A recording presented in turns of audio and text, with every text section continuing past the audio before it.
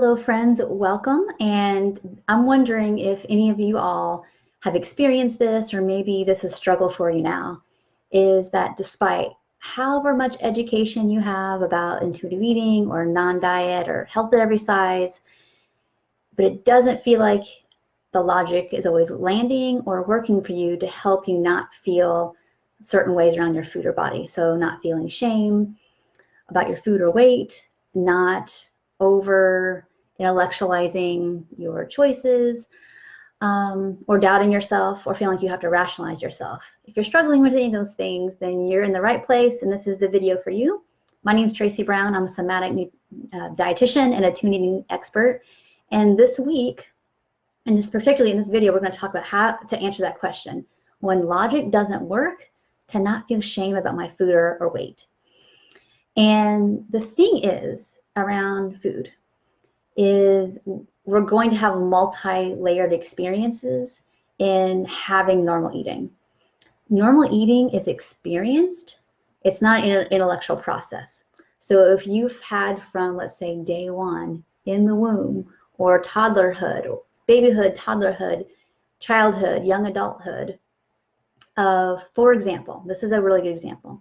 Let's say that you were a little kid and you went into the kitchen and you look in the cabinets or look in the fridge and somebody said, oh, you're not hungry, you're just bored.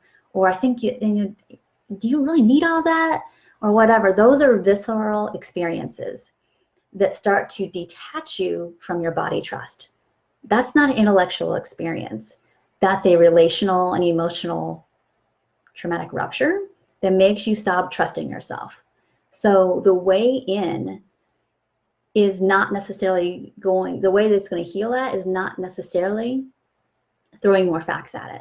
I think facts are really important, and I think that we as adults can hook up our left brain, knowing that like diets fail people 95% of the time. People gain their weight back if they go on any kind of restrictive eating plan, even if we claim that like, oh, it's just healthy eating, it's a lifestyle, it's for the environment.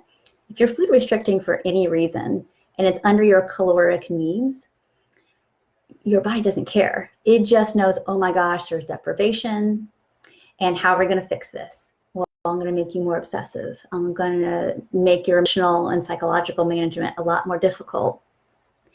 So recognizing those things, if we can hook our adult brains, our left brain up to say like, hey, like I know the facts. I know what my experience is of when I diet or restrict for whatever reason. One, I know the experience of the big picture of my life and how that impacts me. And two,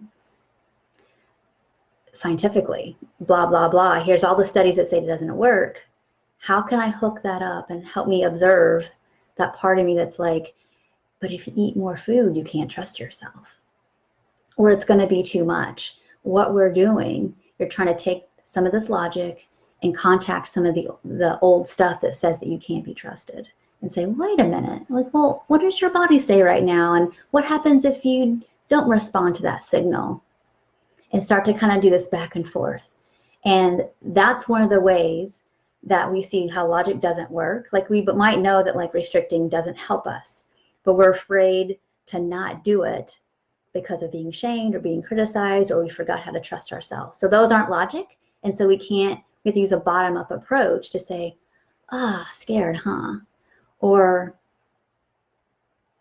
fear judgment, huh? Or whatever it is. If you can just contact that, the logic works.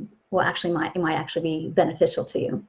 But I just see so many people try to like think their way into intuitive eating, but not take the food risk, or think their way to not binge and purge and white knuckle it and keep distraction around 24/7. And I'm not saying that some level of like other activities to not let's say not purge isn't helpful. We do need to get out of the habitual nature of that, or the habitual nature of always eating the same foods to restrict, or always doing the same fitness routines or whatever.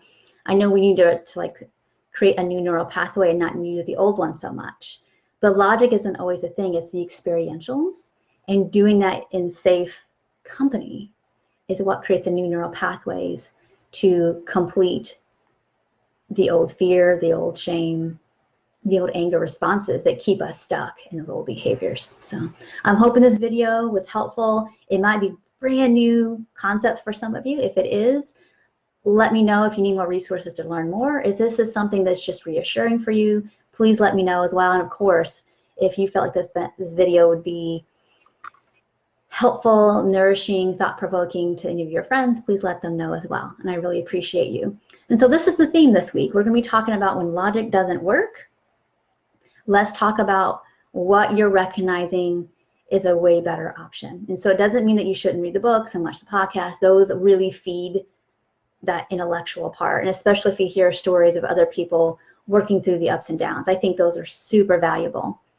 But I want you to also remember that we do need to work at this from the bottom up level of when we have all the information we need and we don't do the things that we think we want to do, then there's something else running the show, and we need to get curious about that. So thank you all so much for watching, and I will talk to you next video. Bye for now.